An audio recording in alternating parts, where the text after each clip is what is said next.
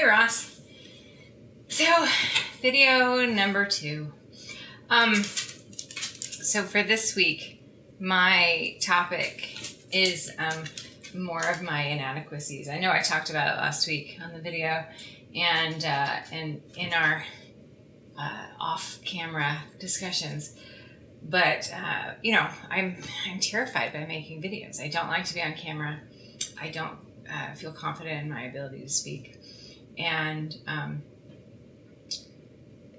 so what I started thinking about was just how many things I do. I kind of seek out a magic wand or a magic bullet to fix all my inadequacies, and I do this in a lot of things. Sometimes, like if I buy this one thing, then it'll make the whole job easier, and it'll make up for the fact that I suck at it or whatever. So after last week's video, I was thinking about the last time I made a video, which was, if you'll remember, a year ago, when I made a video of me making dough for preparation for a class, a live Zoom class where I taught people how to make bread from this dough. And it was... the dough itself takes about 60 seconds to make, and yet for some reason the video is 10 minutes long, because I'm sure I rambled on forever and ever. And and I thought, oh, you know what I should do in these videos that we're making? I should use my Olympus Micro Four Thirds camera, the one I used last year, because the quality is so amazing. Because I think I was thinking I should... if I step up the quality, it'll make up for the fact that I'm the one on camera. And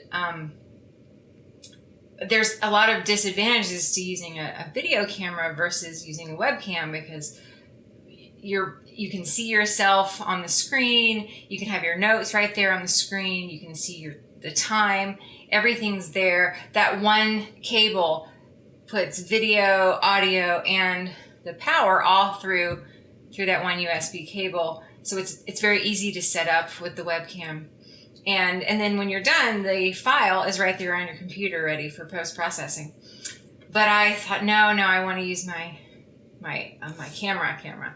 And I looked on the internet, and the internet said, hey, you can use your camera as a webcam.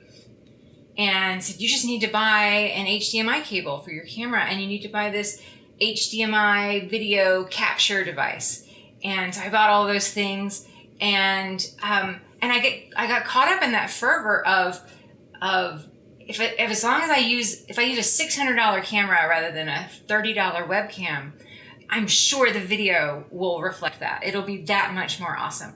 And I got caught up in it, and then I kept having trouble getting the camera to work, and it seemed like I had the wrong camera.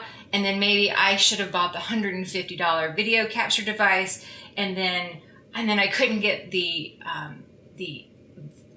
camera overlay off of the screen, so it was just gonna be ruined. And I thought, oh, I'm never gonna be able to make this video, because I just got so caught up in the magic bullet that this is what's gonna make it, and I get caught in these cycles, but I think sometimes there is some truth to it, right? There is something that you can do. In the Bible, Paul says charity covers a multitude of sins, and I think sometimes polish covers a multitude of shortcomings. I think of the YouTube videos that we watched with your kids last year, where the footage was garbage. It was absolute rubbish, but they had put special effects and things, and for adults it was still not a fun watch, but for kids it was fantastic.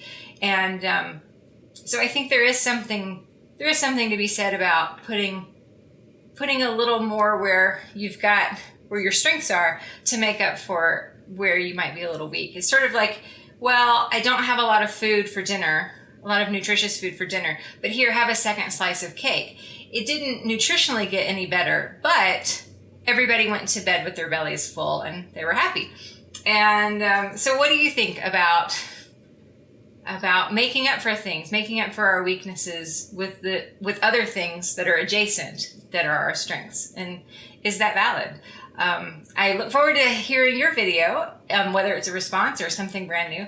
And I love you, and I'll talk to you later, Ross. Bye.